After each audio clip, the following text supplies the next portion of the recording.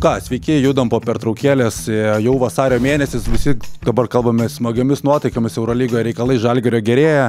Aš basketinius žurnalistas ir GO3 sport komentatorius Jonas Lekšas sugrįžtu su dar 5 rungtynėmis šią savaitę ir pradedu nuo rungtynių trečiadienį. Panevėžio SNB Lietkabelis Europos taurėje namuose priima Klužo Napokos ekipą.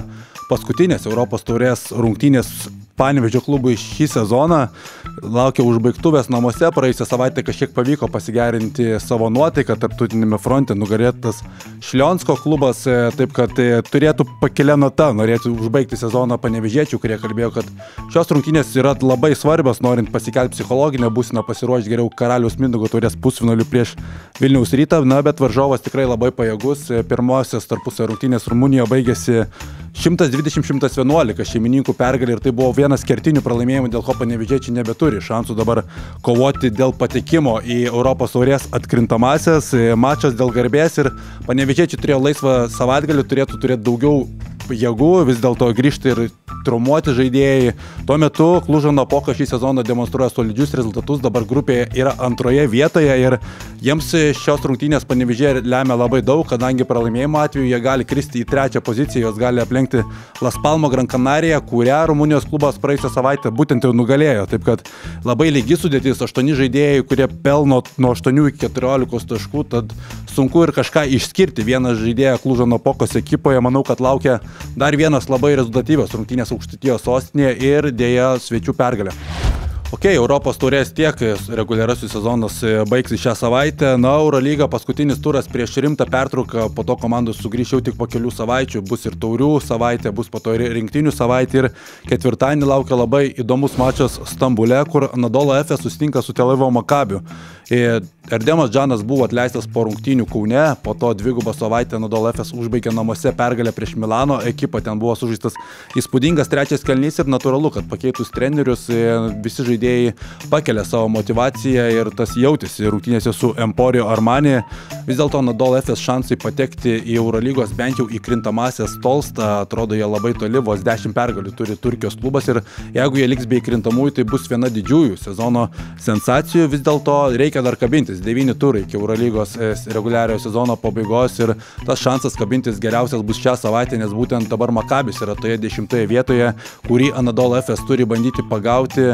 Manau, kad laukia labai rezultatyvios rungtynės. Makabis taip pat turi problemų, Lorenzo Braunas jaučia nugaros skausmus.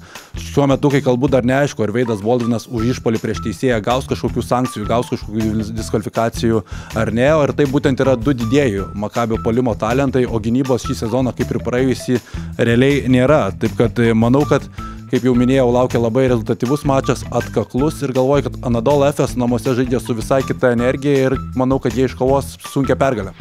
Gerai, penktadienis ir mes jo laukiame labiausiai būtent dėl Kauno Žalgirio, kuris grąžino tikėjimą pirmiausia į Nemuno salą, į Kauną, į visą Lietuvą.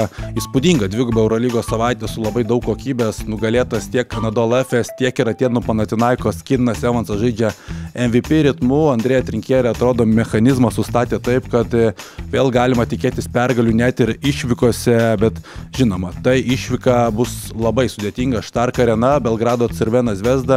Matėme, kaip yra sunku žaisti prieš porą savaičių. Šioje vietoje Belgrado Partizanas ketvirtajame kėlinyje atitrūko.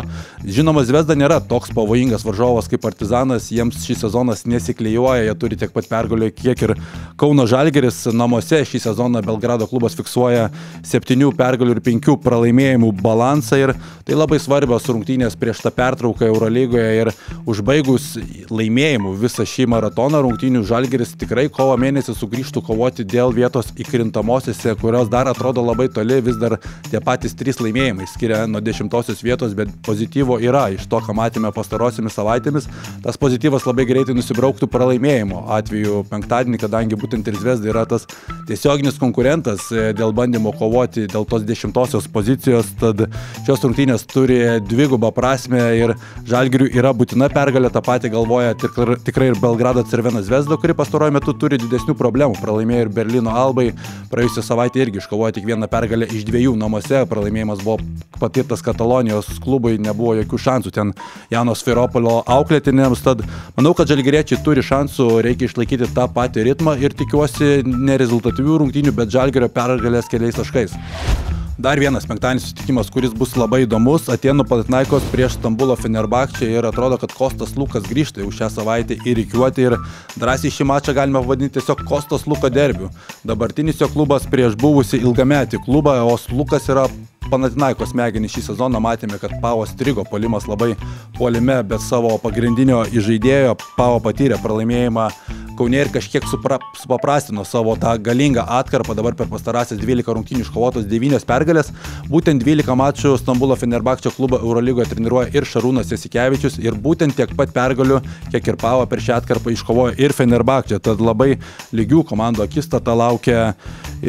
Pralaimėjo Šaras praėjusią savaitę Monake, ten buvo labai gynybinės rungtynės, o čia laukia super įdomus mačas ne tik iš turnyrinės lentelės prasmės, ne tik dėl klubų pajėgumų, bet ir dėl to, kad susitinka Šarūnas Jasikevičius prieš Erginą Atamaną. Tai yra visiška Eurolygos klasika. Pastaraisiais metais šių trenerių akistatos būdavo labai emocingos, o AK arena tikrai bus pilna, galima to nebejoti. Ten tikėjimas irgi sugrįžęs Ergino Atamano kariauna, jau pradedama kalbėti apie sugrįžimą į finalo ketvirtą. Šaras turi savų ambicijų Fenerbahčę, tad sakau, ten bus visko, ten bus karšta ir viena akim žiūrėsime Žalgirį, kita akim mesime akis būtent į AK areną ir prognozuoju čia, kad Panathinaikos iškovos labai sudėtingą pergalę ir po rungtynių išvysime Ergino Atamano kumštukus.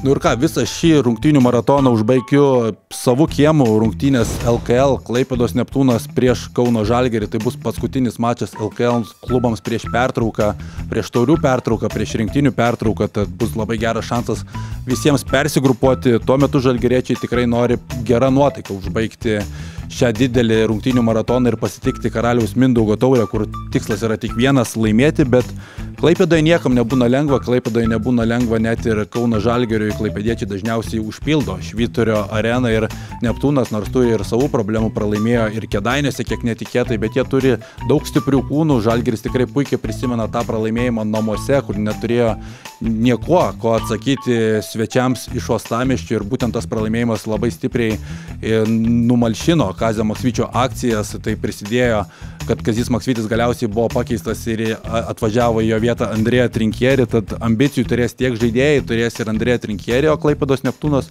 norės irgi dar kartą pabandyti pakutenti nervus Lietuvos čempionams. Prognozuoju, kad Žalgiris iškovos pergalę, bet ta pergalė tikrai nebus triuškinama. Spėju, kad vienženklė taškų persvara iškovos pergalę žalgiriečiai. Šią savaitę tiek, nepamirškite prenumeruoti mano kanalo, prognozuokite, kaip pasibaigs visos rungtynės, galbūt išskirkite Kauno Žalgirio akistatą Belgrade ir iki kitų kartų.